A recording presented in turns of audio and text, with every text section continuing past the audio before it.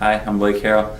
I'm a sophomore here at Rhodes, and I'm from Frisco, Texas. My name is Allison Montague. I'm from Clarksville, Tennessee, and I'm a sophomore here at Rhodes. My name's Josh Olenek. I'm a sophomore at Rhodes College, and I'm from St. Louis, Missouri.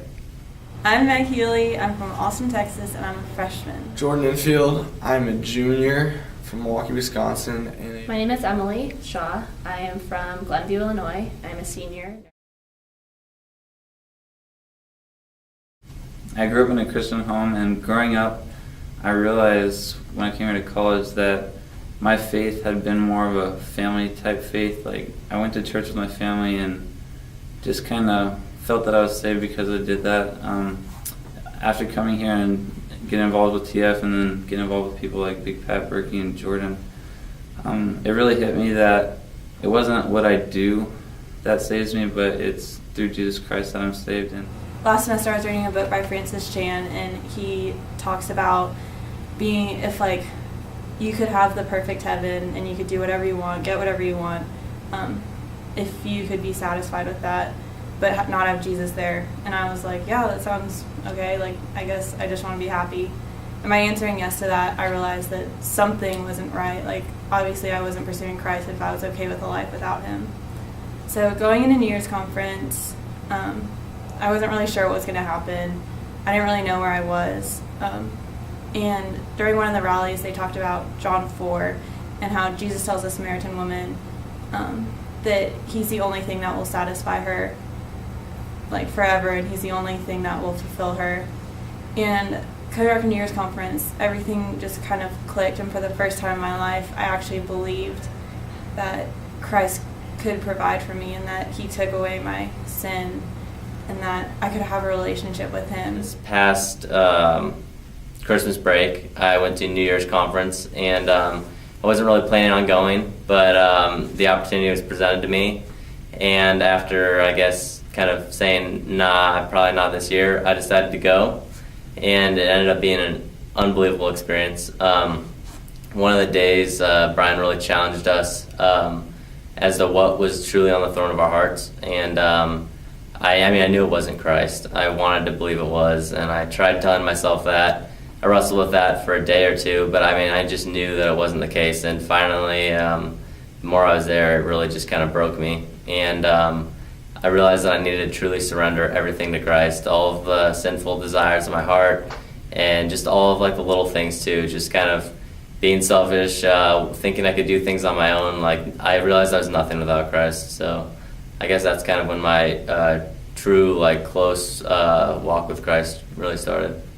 When I came to college, I joined KD, and I started going to KD Bible Study, and we were reading a book by Tim Keller called The Prodigal God, and it kind of goes into detail about the story of the prodigal son, and it compares the younger son to the older brother, and just kind of two different ways of being separated from their father, who was, a metaphor for God. And the younger son pursues the world and all of its pleasure, and in that way he separates himself from the father the way we do today. But the elder brother was kind of a more subtle separation in that he thought he was doing everything that he was supposed to do, and he was so bitter when his younger brother came back and his father welcomed him with open arms, because the older brother says, I'm doing everything I should be doing. Why is my younger brother getting the honor and the praise? And he just didn't get it. And so, and the question was, do you relate to the younger brother or the older brother? And I knew the answer to that question for me was that I completely related to the older brother, and I realized that I felt like my salvation was somehow better than someone who went out and did all of these bad things, who, whatever, drank or partied or lied and all that stuff. I thought it was way worse somehow than anything I did, and I realized that just in that arrogance and that judgmental, mindset, that I was so far from what God really means when he says that he saves us. And when I kind of was my eyes were open to my sin, I realized how badly I needed God, that I wasn't doing it on my own at all. I thought I was earning my way, and I realized there's no possible way that I could ever earn what Jesus did for us. And at that point, my life was changed by the knowledge of his love, his unconditional love, and completely undeserving love. God's been working so much this school this year, and I really got to see God work on our baseball team. He's been able to use just simple people like me and some of my teammates to share the gospel.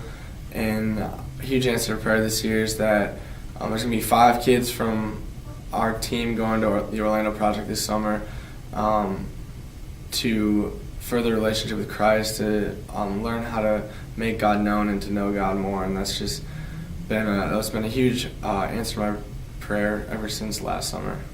Because I'm a neuroscience major and religious studies minor, I've had very interesting conversations in both classes regarding science and religion in each respective class, which has been really challenging sometimes, but it's also allowed for a really interesting conversation.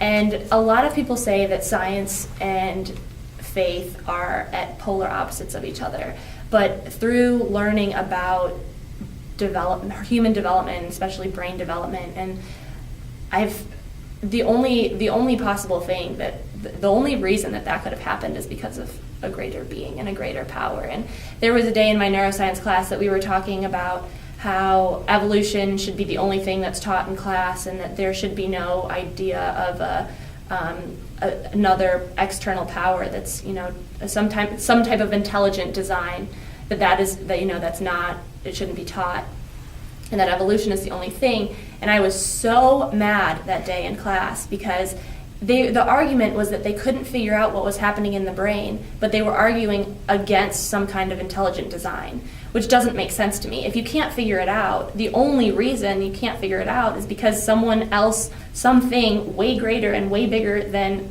the researchers, have discovered that, they didn't know that it was God. They denied the fact that there was a God that was doing that was creating and that was designing and that was making things beautiful. I think that if I had to say the best looking guy at TF, I would have to go with Pat Kilkenny. Biggest hottie at TF? Well, the way he walks around the baseball field, gets work done on his nice, delicate ankles all the time. It's my boy, Big Pat. That's perfect, dude.